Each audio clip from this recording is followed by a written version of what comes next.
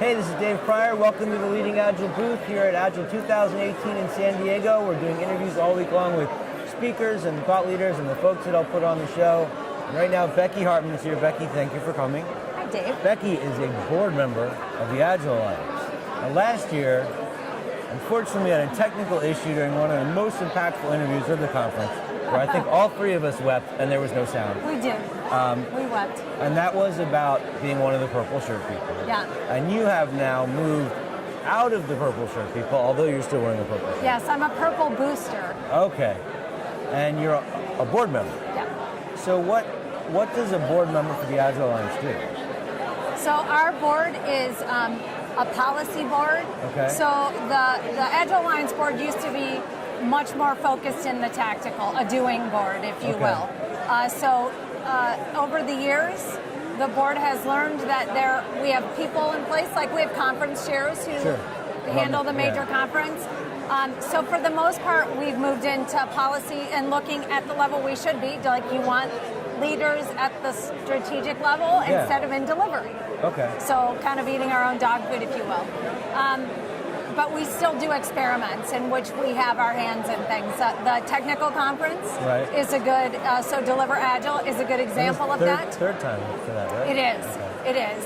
And other conferences, virtual conferences, other things that we do and have done. New product. Yeah. So we hold those as experiments and decide how and when we'll graduate them. We're still discussing that. We discuss the goals of the Alliance. We talk about things like the Code of Conduct updates last year were really big for us, and we did a diversity and inclusion session this year to open the conversation more because we're looking for guidance. So that's a lot of what I do as a board member. What about like standards of Agile practices and things like that? Do you guys do anything with that? No. I mean, offering guidance on this is how you should do this kind of thing?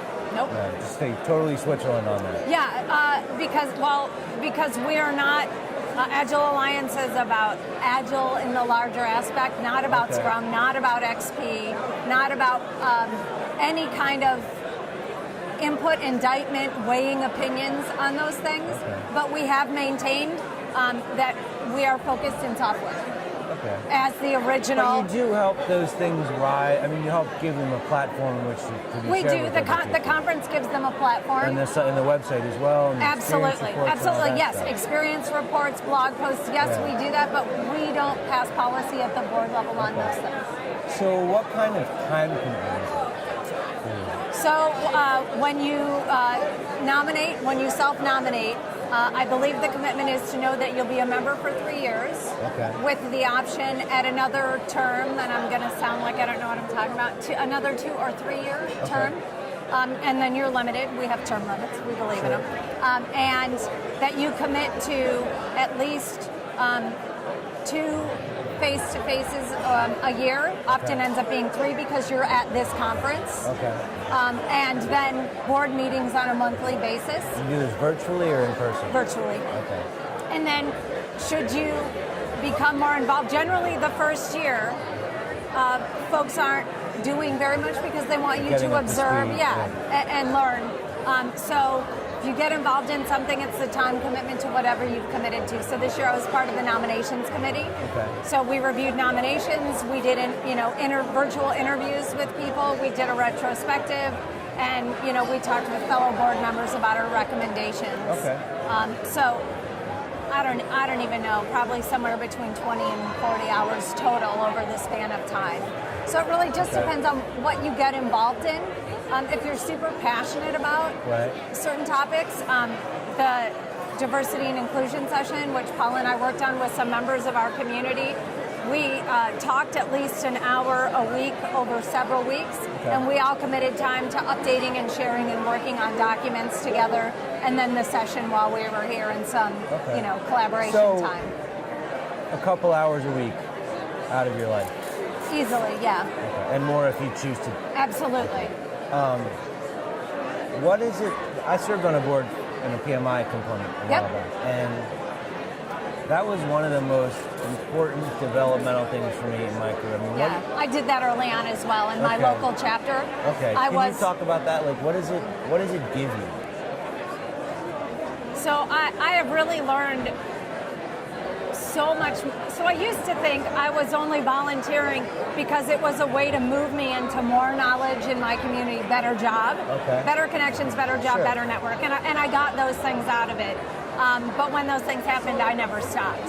It's something I continue to do, and it has my level of commitment and input has no bearing on that. It wouldn't matter if I were paid or not. I do what I do, but I get a lot back. I certainly gain a lot of knowledge, and that's why I joined this board, because it's way more. It's a higher level. We're responsible to a much larger body of people in our community, and I wanted to learn more myself about strategy and what it looks like to be more strategic instead of doing, because the PMI board I was on, we were all doing. We had a hard time switching we switched from being doers to not being doers, but I mean, I think it's natural you join the board because you want to fix stuff.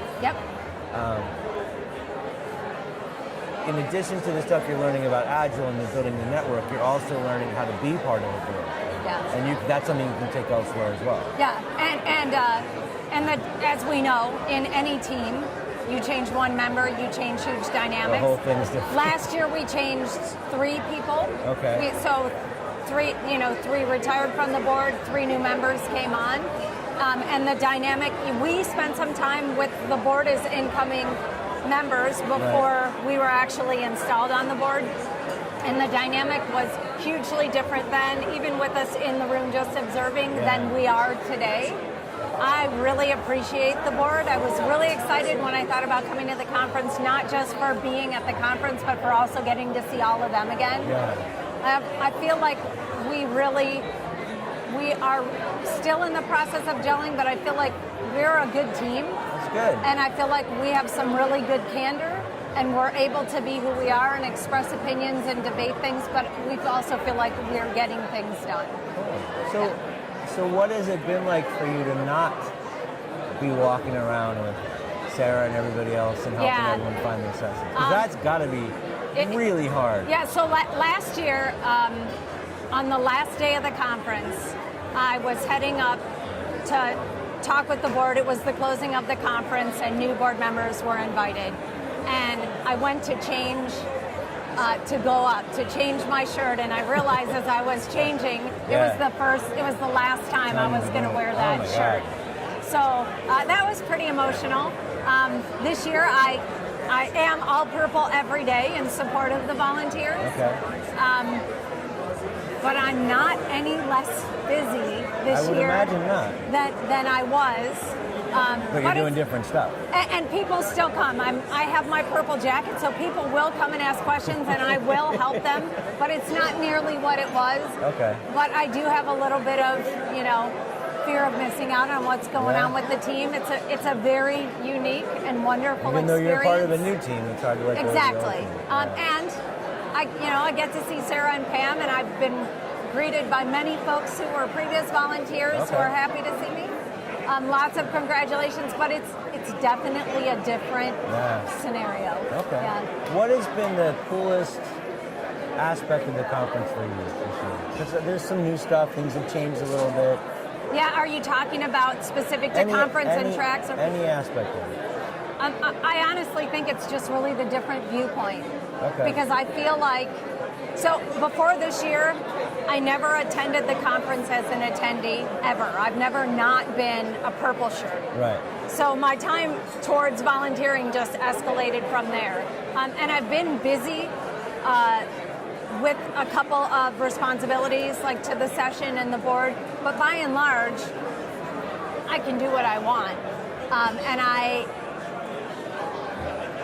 It's a different level of inclusion and ability to kind of see and learn. So I feel like it's just getting more of a complete picture. Because the board is, the board is not,